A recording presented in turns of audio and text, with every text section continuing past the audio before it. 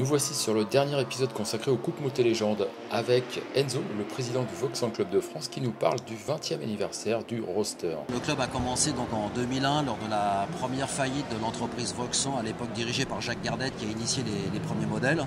Donc ça s'est joué lors d'une manifestation en novembre 2001 qui a fédéré un grand nombre de motards. Le club a supporté l'usine lors de la reprise par Didier Cazot, et donc le club a été le meilleur représentant de l'usine à cette période-là.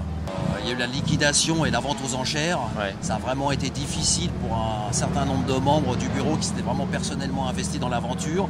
Et donc dans les années qui ont suivi, le club s'est essentiellement consacré à la recherche de solutions pour faire continuer à fonctionner, à faire rouler ces machines-là.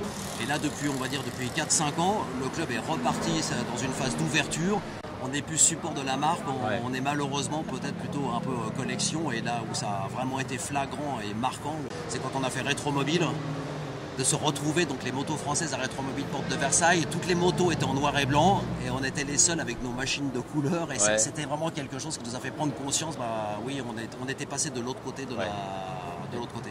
Voilà, on a de longs rapports avec Moto Légende, puisqu'en 2001, lors de la création du club, on avait été invité à Motosalon, c'était Motosalon à l'époque à Vincennes. On est retourné à Vincennes l'année dernière.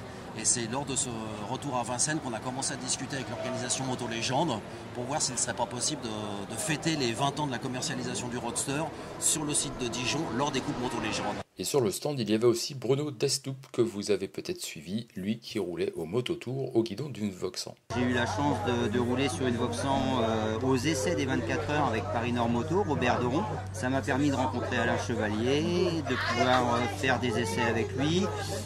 Après, j'ai été contacté aussi par le club du Vauxhall Club de France pour pouvoir participer au Dardoc Tour. Je n'étais pas du tout habitué à rouler sur route.